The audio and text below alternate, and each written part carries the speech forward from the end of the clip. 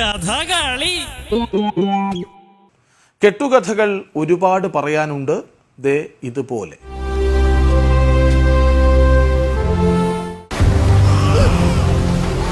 വർഷങ്ങൾക്ക് മുമ്പ് ഇറ്റലിയിലെ ഒരു ഗ്രാമം. കനത്ത മഴയും വെള്ളപ്പൊക്കവും. കരകവിഞ്ഞൊഴുകിയ നദിയിലൂടെ ഒരമ്മയും കുഞ്ഞിനെ കൈപ്പത്തിയിൽ ഉയർത്തിപ്പിടിച്ച് അമ്മ നദിയിലൂടെ നീന്തി. മുങ്ങി താണിട്ടും ആ കൈപ്പത്തി ഉയർന്നു തന്നെ നിന്നു. ഇരുവരും ഒഴുകിയെത്തിയത് ഉയർന്ന മലനിരകൾക്ക് താഴെ ഒരു വെള്ളച്ചാട്ടത്തിനരികിലായിരുന്നു. പിന്നീട് അവിടെയായി താമസം.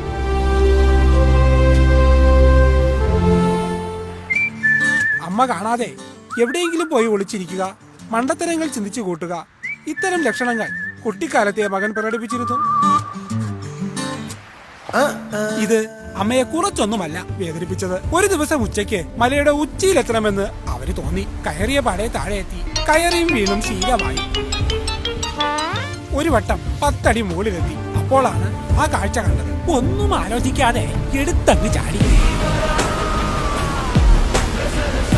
ചാട്ടവും നോട്ടവും പിഴച്ച് പിടിവിട്ട് താഴേക്ക് വീണപ്പോ ഉറക്കെ നിലവിളിച്ചു.